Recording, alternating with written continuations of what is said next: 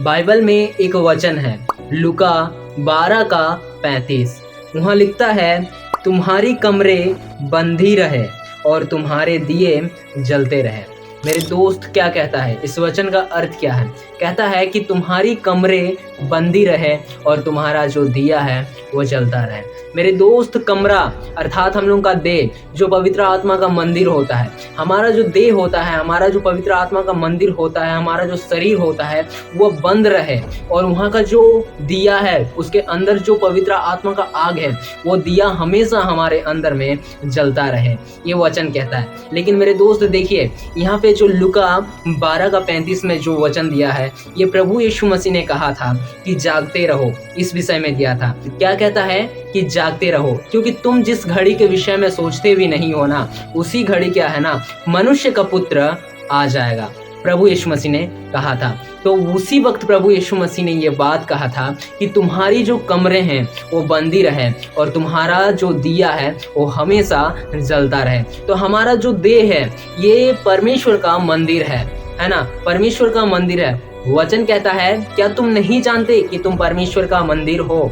ये जो हमारा देह है ये हमारा मंदिर है, प्रभु का मंदिर है और हमारे अंदर प्रभु जो है वास करते हैं, पवित्र आत्मा वास करते हैं। और हमारे अंदर जो पवित्र आत्मा का आग है, उस दिया को हमेशा हमें जलाना पड़ेगा, वो चीज जलते रहे। पवित्र आत्मा का जो दिया होता है, वो जो पवित्र आत्मा का आग होता है, वो हमारे अंदर हमेशा जलते रहे, ये वचन कहता है। क्योंकि हमें हमेशा जागते रहना है। क्यों? क्योंकि प्रभु यीशु मसीह ने कह दिया कि जागते रहो, क्योंकि तुम जिस घड़ी के विषय में सोचते भी नहीं हो ना, उसी घड़ी जो है मनुष्य का पुत्र आ जाएगा। तो मेरे दोस्त देखिए, इस जगत में बहुत सारे मसीह भाई बहन ऐसे हैं जो मसीही जीवन को छोड़ के संसारिक जीवन में लौट जाते हैं। बहुत सारे मसीही लोग ऐसे कहते हैं कि हम प्रार्थना में जो कुछ भी मांगते हैं हमें नहीं मिलता है। बहुत सारे लोग क्या है ना, भटक जाते हैं। तो मेरे दोस्त, जब आप प्रार्थना में मांगते हो ना, तो आपके ऊपर कुछ ना कुछ कमी है, इसीलिए प्रभु की ओर से आपको वो चीज़ नहीं मिलता। देखिए मेरे दोस्त, दिखावटी कुछ भी चीज नहीं करना चाहिए।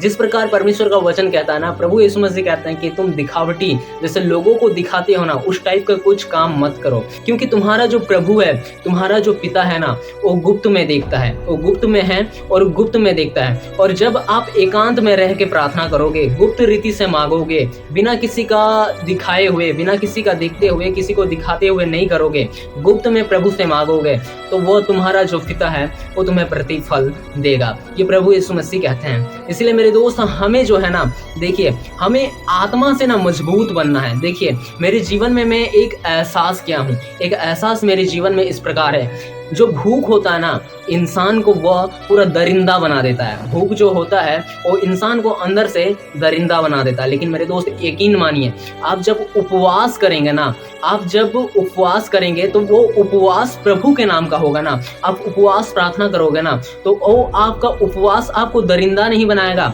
बल्कि एक नम्र व्यक्ति बना देगा, एक दीन व्यक्ति बना देगा। आपके अंदर पवित्र आत्मा का अभिषेक जो है उंडेल देगा वो उपवास आपको। ये मेरे जीवन से मैंने सीखा है ना। क्योंकि जब मुझे भूख लगता है ना, मेरा दिमाग काम नहीं करता है, ठीक है, लेकिन वही चीज मैंने उपवास में आजमाया तो मुझे ये पता चला कि इंसान को जो भूख है ना वो दरिंदा बना देता है। लेकिन जब इंसान प्रभु के नाम से उपवास करता है ना, फास्टिंग करता है, तो वो बहुत ही ज़्यादा नम्र होता है, उसका बोलने का ढंग चेंज हो जाता है, ओलों का चलने का ढंग चेंज हो जाता है, हर तरह से वो बहुत ही ज़्यादा नॉर्मल हो जाता उपवास के कारण। देखिए मेरे दोस्त, इस दुनिया में बड़े से बड़े हॉस्पिटल जो है ना क्रिश्चियन लोगों के हैं, है ना। इस दुनिया में बड़ा बड़ा स्कूल भी है, क्रिश्चियन लोगों का है।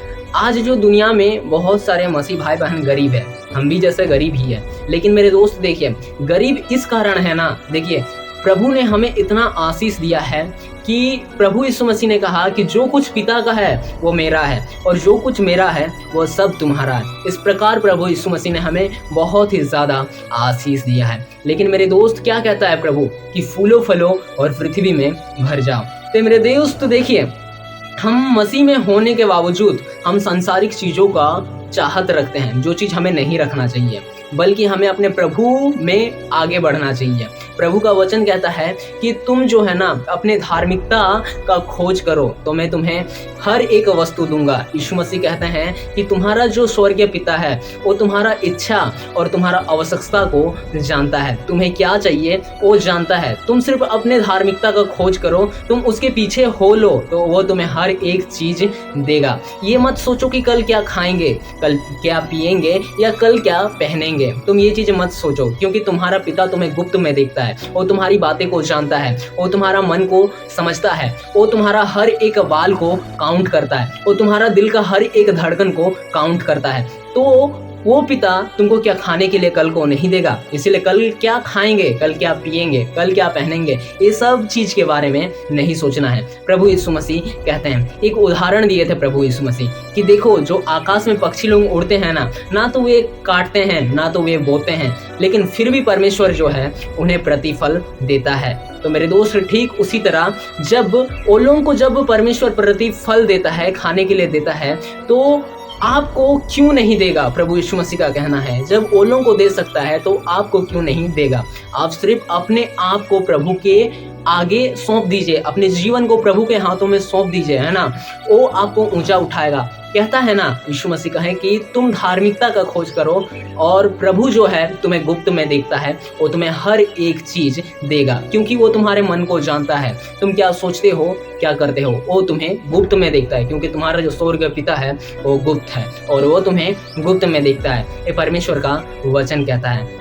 देखिए इस दुनिया में जो इतना बड़ा बड़ा हॉस्पिटल है, इतना बड़ा बड़ा स्कूल है, क्रिश्चियन लोगों का है, वो लोग इतना ऊंचा कैसे उठ गए मेरे दोस्त। वो लोग इतना ऊंचा इसीलिए हुए क्योंकि वो लोग प्रभु के सामने नम्र हुए, वो लोग अपने आप को छोटा किया, है ना। और वचन कहता है कि जो कोई अपने आप को छोटा करेगा वो बड़ा किया जाएगा। वो लोग अपने आप को छोटा किया, वो लोग अपने आप को नीचे किया तो प्रभु वो लोगों को उठाया। देखिए मेरे दोस्त, जो बाहर में जो होते हैं ना, पादरी लोग होते हैं, पास्टर लोग होते हैं, वो लोग इतना सामर्थी वचन किस प्रकार बोलते हैं। वो लोग दिन रात प्रार्थना करते हैं, वचन पढ़ते हैं और फास्टिंग करते हैं। वो लोग अंदर से मतलब इतना ज़्यादा पवित्र आत्मा मिलता है उन्हें कि वो लोग इतना सामर्थी प्रचार करते हैं, वो लोग इतना सामर्थ से भर जाते हैं। किस लिए? क्योंकि वो लोग दिन रात उपवास करते हैं, प्रार्थना विनती करते हैं, है ना, इसीलिए वो लोगों के अंदर इतना सामर्थ्य होता है प्रभु की ओर से। ठीक उसी तरह मेरे दोस्त, हम लोग यदि मसीह में है ना, हमें संसारिक चीज़ों के पीछे नहीं भागना चाहिए।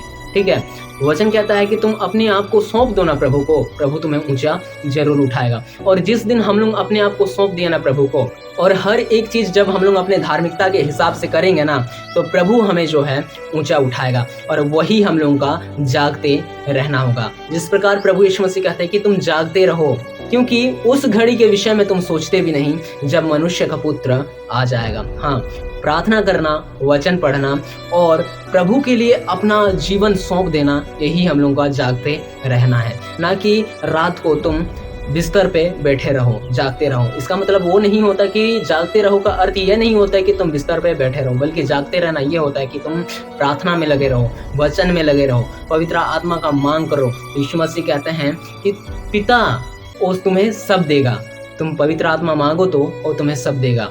क्यों? पवित्र आत्मा मांगोगे तो वो तुम्हें क्यों ना देगा। देखिए यीशु मसीह कहते हैं, तुम में से कौन ऐसा पिता है जो अपने पुत्र के रोटी मांगने पर पत्थर देगा या पानी मांगने पर जहर देगा। जब तुम लोग बुरे होकर भी अपने संतानों को अच्छी वस्तुएं देना जानते हो, तो तुम्हारा जो स्वर्गीय पिता है वो तुम्हें अच्छी वस्तुएं क्यों नहीं देगा। हाँ, क्यों नहीं देगा? जब तुम्हारा स्वर्गीय पिता है, तुम अपने स्वर्गीय पिता से पवित्र आत्मा मांगोगे तो वो तुम्हें क्यों ना देगा।